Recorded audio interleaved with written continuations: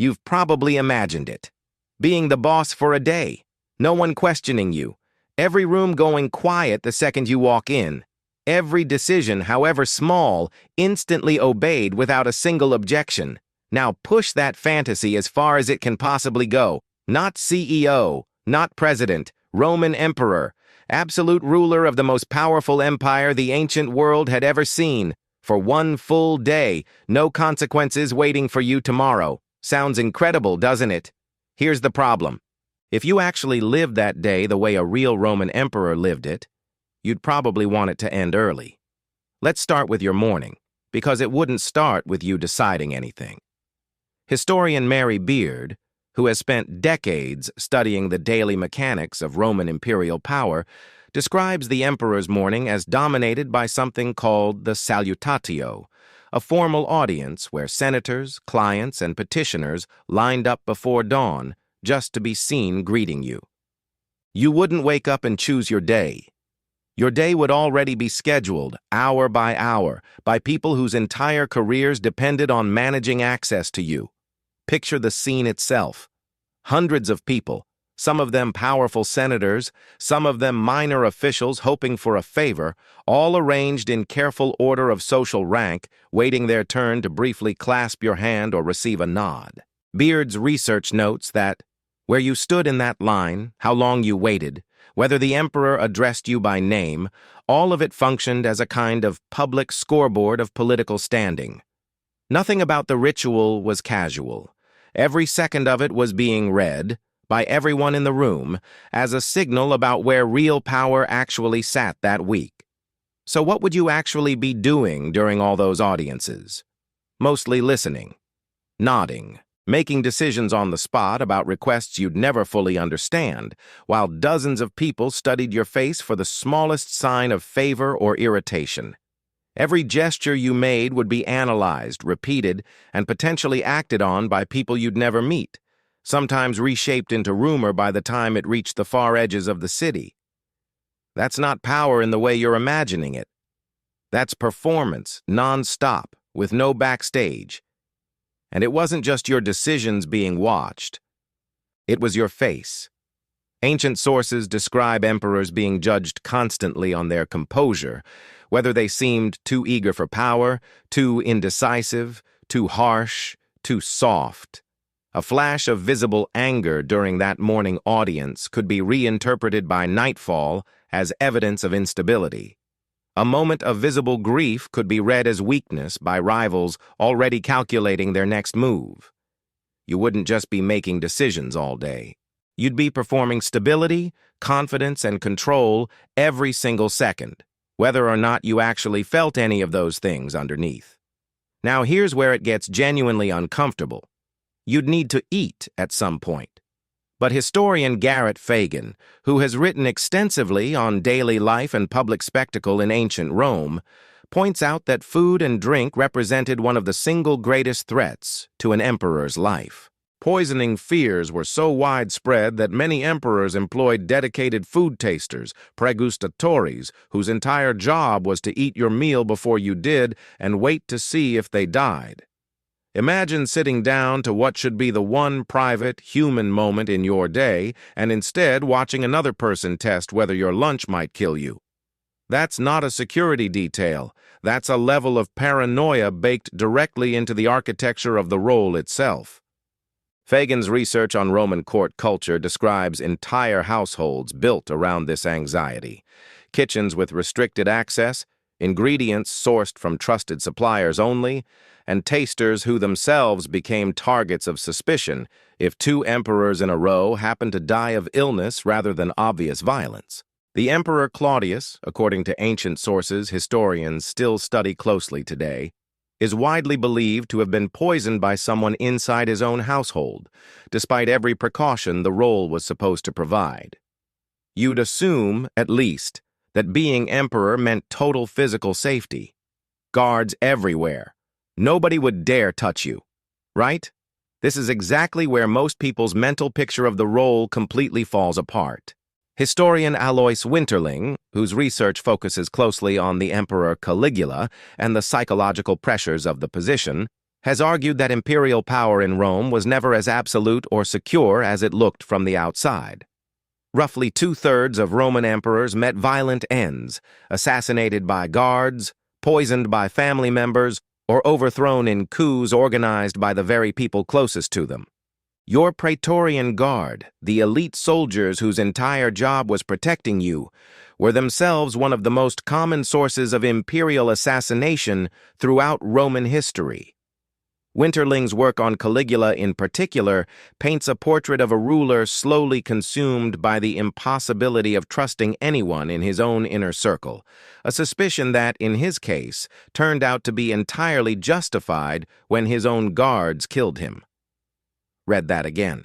The people standing closest to you, armed, trained, positioned specifically to keep you alive, were statistically one of your biggest threats.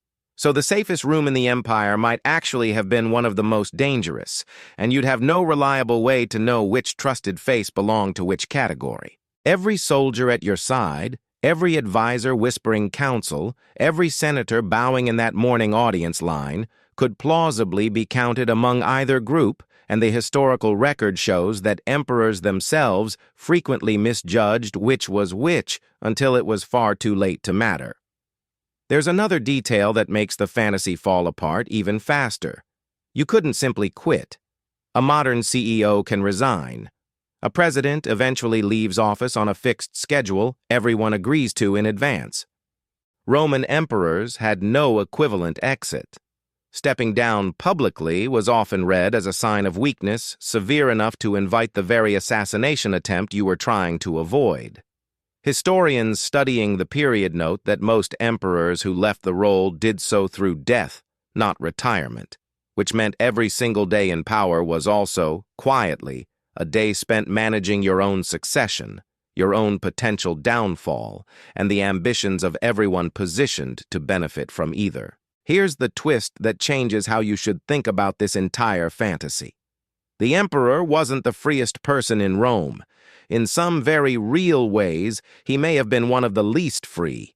An ordinary Roman citizen could walk through the forum unrecognized, eat a meal without anyone testing it first, and speak carelessly without an audience of political rivals decoding every word for hidden meaning. You, as emperor, would lose every one of those small, invisible freedoms the instant you took the throne, replaced by a level of scrutiny and risk that never, ever turned off.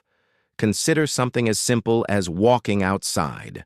A regular citizen could wander through Rome's markets, get lost in a crowd, disappear into an ordinary afternoon without anyone tracking where he went or why. For you, even a short walk beyond the palace grounds became a logistical operation. Guards positioned ahead of you, routes planned in advance. Crowds watched carefully for anyone standing too still or reaching too quickly into a cloak. The Emperor Hadrian was known for occasionally trying to slip away from this exact kind of surveillance, traveling in disguise specifically because the freedom to simply exist unnoticed had become impossible to access any other way. Power, in this specific form, didn't mean doing whatever you wanted. It meant becoming the single most watched, most argued over, most strategically important person in the entire empire, every single hour, with your own survival depending on getting the performance right. Why does any of this matter to you now, sitting comfortably outside the ancient world, nowhere near a Roman throne? Because the same illusion still exists today, just wearing modern clothes. You look at people with enormous visible power, executives, celebrities, politicians, and assume that power must feel like freedom from the inside. Mary Beard's broader research on Roman political culture actually pushes back on exactly this assumption, arguing that the historical record shows the opposite pattern again and again. The more visible and absolute someone's authority appeared from the outside, the more constrained, watched, and vulnerable their actual daily life usually became. Modern positions of extreme power carry a quieter version of the same trade. Every message gets scrutinized. Every decision gets second-guessed by people whose futures depend on your next move. Total privacy becomes almost impossible, replaced by advisors, security details, and constant evaluation from people you can never fully trust, because their loyalty and their self-interest are permanently tangled together. It's not poison in your food anymore. But the underlying shape, extraordinary visible authority paired with extraordinary invisible risk, hasn't actually changed all that much. Think about how often modern coverage of powerful people focuses on exactly this tension, the isolation of the position, the difficulty of knowing who to trust, the loss of anything resembling an ordinary day. It's the same structural trade Roman emperors faced 2,000 years ago, just without the literal food tasters standing in the room. The scale is different. The shape underneath it is strangely familiar. That's the real answer hiding inside this thought experiment. The fantasy was never really about power. It was about escaping the ordinary constraints of your actual life, the small frustrations, the feeling of not being fully in control. But real, absolute power in ancient Rome didn't remove those constraints. It replaced them with much sharper, much more permanent ones. There's a kind of freedom hiding in your actual, ordinary day that's easy to overlook precisely because it's never been threatened. You can eat a meal without anyone testing it first. You can walk down a street without a security detail scanning the crowd around you. You can have a bad morning, show it on your face, and nobody reads it as a sign the entire structure of power is about to shift. None of that requires a throne. It just requires not having one. You've probably imagined it. Being the boss for a day. No one questioning you. Every room going quiet the second you walk in.